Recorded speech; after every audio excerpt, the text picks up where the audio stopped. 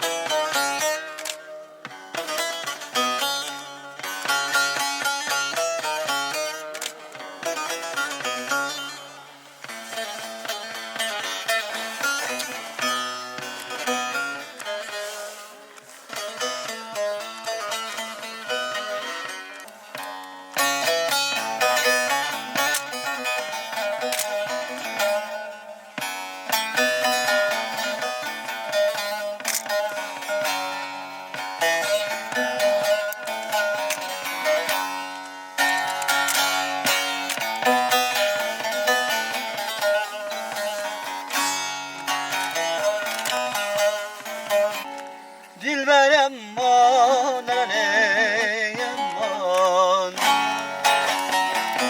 esmer emman, emman, emman.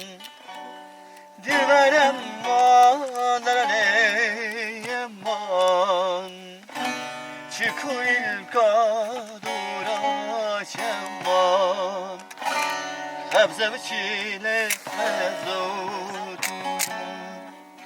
Çıkır ilka duraç emman, sebze biçile mezut emman.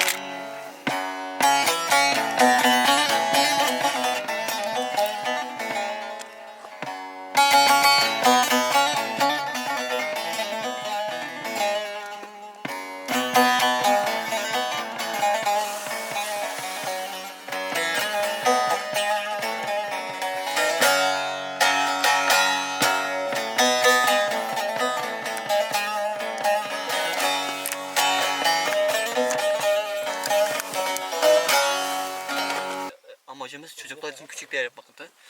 Sonra bir baktık iyice kazmaya başladı benim amca oğlum ve babamlar.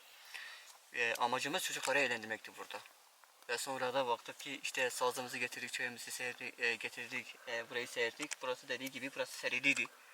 Her gün buraya gelip işte burada bağlama çalmaya çalışıyoruz, çocukları eğlenmeye çalışıyoruz. Amacımız buradaki çocukları eğlenmekti. Bütün kaları buraya topladık. İşte burada gördüğünüz gibi dediği gibi işte yani burası bayağı bir zorluk çektik. Bunları çekmekte yani kolay bir şey olmadı. Yani yüksek ovada karın gelmesiyle insanlar bazen çok şikayetçi. Aslında kar bir nimettir insanlar için. Yani bunlarla işte tünel yapılır, işte daha önce gördüklerimiz gibi uçak yapılır, çok heykeller yapılabilir yani. Bu bir nimettir aslında bizim için.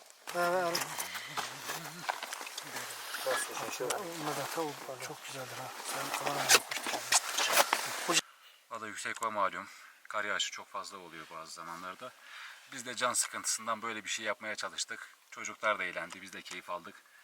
Arada bir gelip burada oturuyoruz, çay içiyoruz. Bir terapi merkezi diyebilirim bizim için. Yaklaşık olarak biz 3 günde yaptık, ben ve amcam. Yığılmış bir kar burası. Toplam uzunluğu 10 metre. Normal yığma kar olduğu için bazen buzlu olabiliyor. Onları kırmakta biraz güçlük çektik doğrusu. Yordu bizi. Böyle bir atmosferde mum yakmanın güzel bir şey olduğunu düşündüm. Arada bir gelip oturuyoruz burada. İnsanı terapi ediyor. Bir de karın o yapısından dolayı ses de geçirmiyor. O yüzden çok sessiz, sakin bir ortam oluşuyor burada. Yoldan gelip geçen vatandaşlar gelip fotoğraf çekiyorlar. İşte çocuklar özellikle çok seviyorlar burayı. Böyle güzel bir şey yaptık. Hoşumuza gitti yani en azından.